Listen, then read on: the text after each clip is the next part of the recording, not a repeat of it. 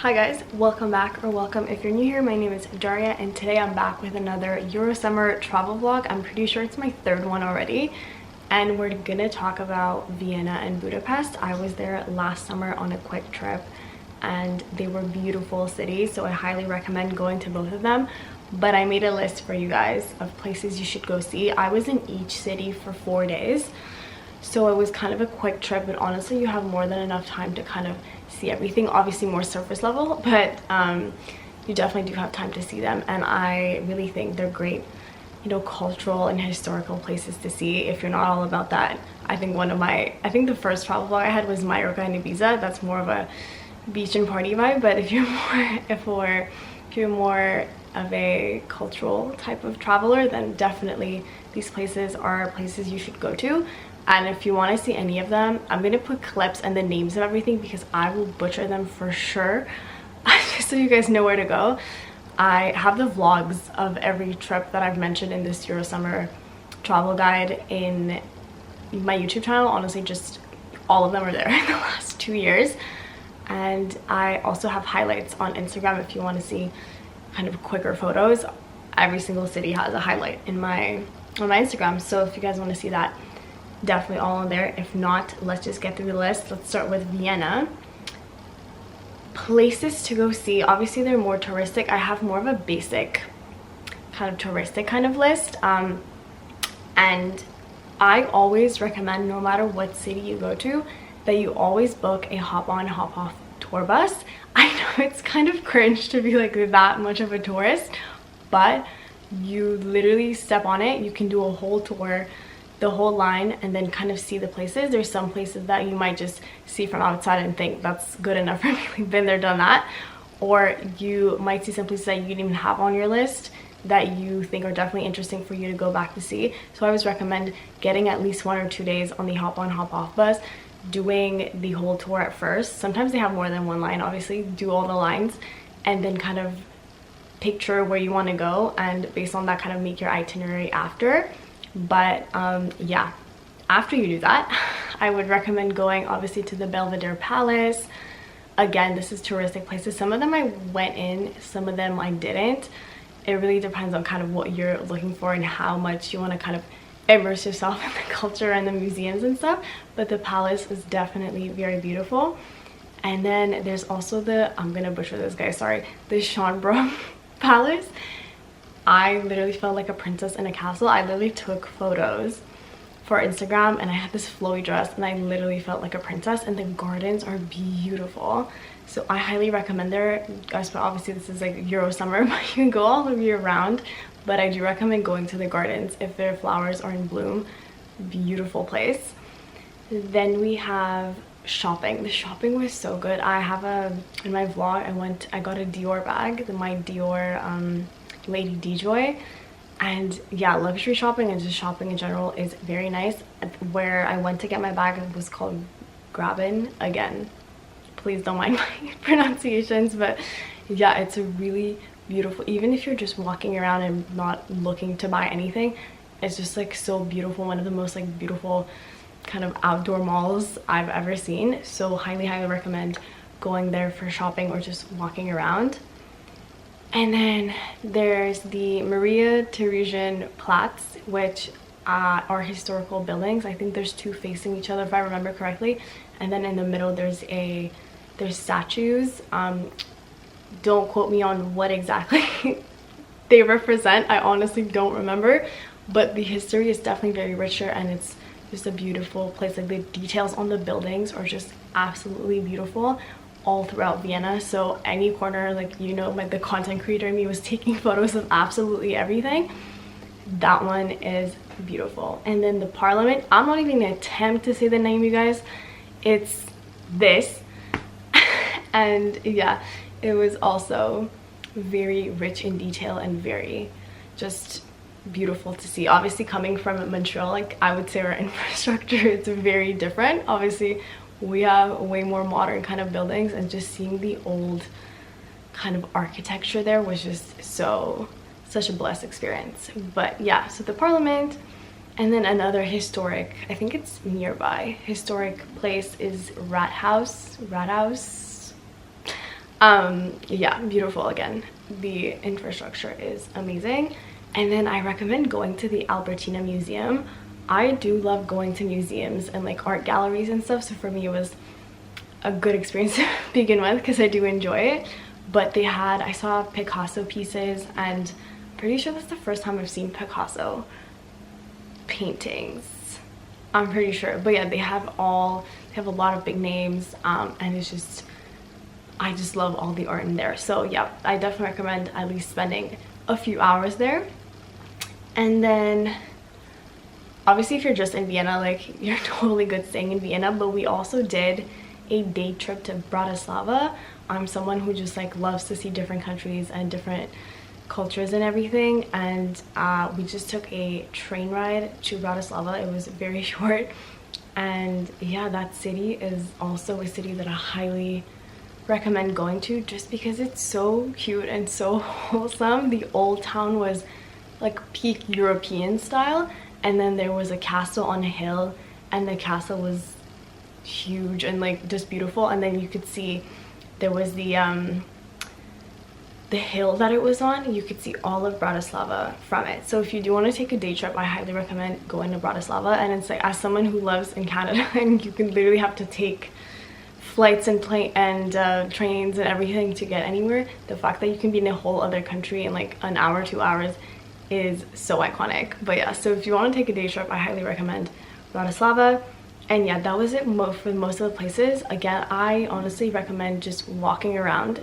Even like I just think it's such a beautiful and culturally rich city that you will definitely not be bored, or like you don't even need an itinerary. Just go with the flow and you're gonna see very beautiful places. And for food, I think I've said this in every single video, I'm not the biggest foodie, so I will mostly give you recs in terms of vibes. And I mean, if the food was good, obviously I'm not going to give you places the food was like mediocre, but I would like, just warning that I'm not like the most picky with my food. But yeah, I do have some restaurants. The first one is Cafe Mozart. That place, the food was actually really good. They had like traditional foods, and they also had a chocolate souffle that I think about on a weekly basis. I don't know what they put in that, and I'm gluten-free, so I rarely get to experience like a full plethora of desserts when I go out. The options are pretty limited for me, but that chocolate souffle was basically life-changing. So Cafe Mozart, and we went on a night where they had music kind of playing. It's right in front of the Albertina Museum. And yeah, even if you go during the day, I just think it's such a chill vibe. So yeah, Cafe Mozart, definitely recommend. And then on top of the Schönbrunn Palace, if you go through the gardens and then literally climb to the top, there's a cafe there called Cafe Gloriette. I wouldn't say like the food was the best thing ever, because we had a little dessert, and it was, again, it was gluten-free, so I don't know if like regular desserts were different, but like their drinks were good. We did have some refresher type of drinks, and it was so hot that day. We were dying like climbing up the hill, but it was really worth it, and the view from there is gorgeous. So I would recommend literally even climbing up there just to see the view. Highly recommend. And then there was a street with terraces. It was in Stephansplatz. I don't know if it's a street or like the area that's called Stephansplatz. And yeah, I love a terrace. I love a little slow living European vibe. So if that's what you're looking for dinner or for lunch or literally anything, I recommend that area for anything terrace related. And then we literally around there we had a bar Campari. We did have food. The food was good. Their drinks were really good, and it was just such an aesthetic terrace in like a little corner, and it was packed. So I was thinking it's maybe like a known bar slash restaurant there. But yeah, bar Campari, also loved it. And then we wanted to have like authentic local food, so we found this place called Gutenberg Wien restaurant, and I highly recommend going there if you want some authentic food. Obviously I feel like it's a little more maybe mainstream because of the area that it was in. It's not like your little mom and pop kind of vibe, you know, but I do think that the food was delicious. And again, like I'm not that particular with food, but I remember the food there being really good. So I highly recommend that place as well. And yeah, that's it for Vienna. I feel like this could definitely get you through a few days, especially if you want to take time and go in all the palaces and all the places. Some of them we honestly just saw from outside, and then we wandered around a lot, and it's a very walkable city, so definitely don't need to stress. And then obviously if you take the hop on hop off for like a few days, literally takes you everywhere around the town. So that's it for Vienna. Now Budapest, again, we took a hop on hop off bus, went around. I feel like for Budapest we didn't really have a specific itinerary. It was the second, well I guess if you count Bratislava, third stop on our trip last year, and we just kind of went to wing it. My mom's been before, so she kind of already knew her way around, and it was my first time.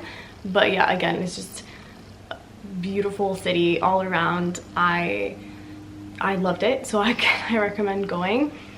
We did go to some, I feel like we didn't go to as many stops as much as we just like wandered around the city. So I feel like I might have seen some things and not even know that they were like popular things to visit, you know what I mean? But we did go to the castle hill. We climbed up this hill, and there was this cute wholesome like dance class kind of thing going, and people were just dancing and like enjoying life. And like I just feel like that's so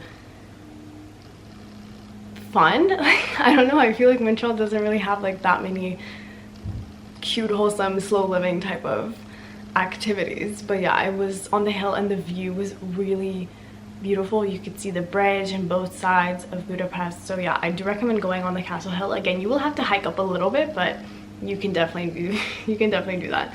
And then obviously the Danube River, we took a sunset boat ride, and I cannot recommend it enough. It was like getting the tickets was easy. There was, you know, like the line was decent. Obviously it was summer, so it was a bit crowded, and it was also F1 weekend, which you guys know I love.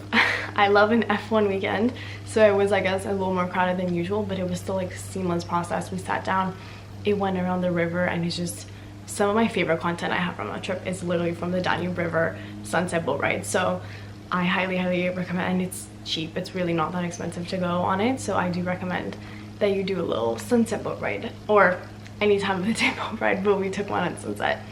And then there's the St. Stephen's Basilica, gorgeous infrastructure. The Parliament, insane. It was I don't know, it's just like so grandiose, and it's just beautiful.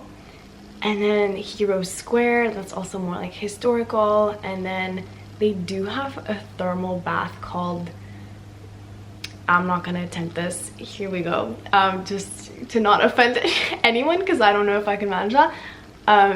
We didn't go to it because it was like 40 degrees in summer when we were there, and we didn't really feel like getting in hot water was essential for us. But I've heard only great things, and I know that people that have gone have seemed to enjoy it, at least from what I've heard. So if you do want to go to a thermal bath, this one is very popular. But yeah, that was the places. Like I said, like we didn't really have that many specific locations that we were planning on going to in like an itinerary. Again, like we took the bus, I'm pretty sure, yeah, they had 2 lines that went around the city, so we did both lines, and we got to see most of the city by bus, and then kind of pinpoint where we wanted to go. But it's definitely a city where you can do a lot, and you can definitely go multiple times.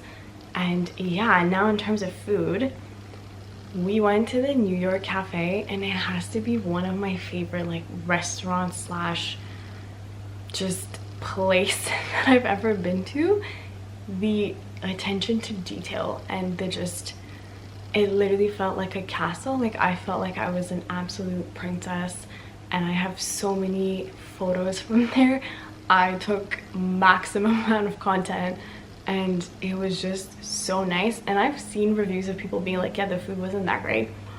I thought the food was really good. I'm pretty sure I had fish, and they had this drink. It wasn't an espresso martini, but I think it was like a drink that was specific to them, and it had like coffee in it, I'm pretty sure. And it was so good, I could have had like 10 of them. So I'd recommend, I honestly don't remember what it's called. I'll put it here if I can find on the menu. But yeah, like I don't know what that was, but it was so good. And they made us wait like a little bit longer. We didn't really feel like we weren't rushed or anything. and they gave us another round of drinks like for free on the house because they felt bad that they kept us waiting, which again, like that, the service was just really good and amazing photo spot if that's that's what you're looking for, or if not, just I don't know, but definitely book it in advance because it's very crowded and it's obviously like one of the main places that people go to there. So New York Cafe, definitely go check it out. And then we had drinks by the water on one of the nights, right by the Danube River, and it was called Spoon the Boat. And I don't know, the drinks were just really good and it was very aesthetic, and it was by the water and you could see the river, the bridges, and like I don't know, like, and the music was so good. In Vienna, I feel like we didn't hear that much like music except that one night that I said we were at Cafe Mozart and we heard like something like party vibes going on. That was literally one night because we went back the next night and there was like nothing. It was pretty silent, so it's definitely not a party city. But Budapest definitely had like a little more party ambiance, I guess. So yeah, the music was really good, so I had to spoon the boat. And then last spot, we went on the street and it was just filled with terraces, and one of them that we went to was called Konya or Koniha.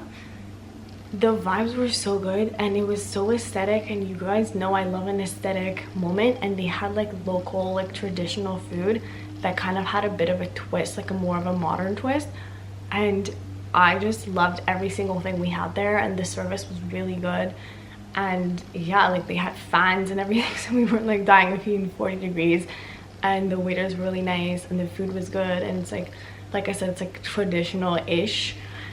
And yeah, no, I love a little modern twist on traditional dishes. But yeah, so that was that for Budapest. Like I said, it was a beautiful city as well. Could definitely go more times. Anywhere that I've ever been, I think I've definitely said that I could go more than once. Bratislava, maybe not, because it's such a small city, and like I guess we've seen most of it because we spent a day there. But everything else, oh, we also took the boat back from Bratislava, so we went by train, I'm pretty sure. We got back by boat, which was great. We went on to get back to Vienna. Like we saw a lot of kind of street dancing and just people enjoying life and terraces like on the water, and it was just, like I said like 17 times in this video, I just love that. So yeah, that was that for Vienna and Budapest, with a special mention to Bratislava. I still have cities to go, so this is video 3, I'm pretty sure. We will have more videos. Let me know if I missed anything. Let me know if you've been to these cities, if you plan on going, if there's a place that I mentioned that you were like, no girl, that's not it. Let me know, I'd love to hear it. But yeah, I'll see you guys in next week's video. Thank you so much for watching, and I'll see you soon.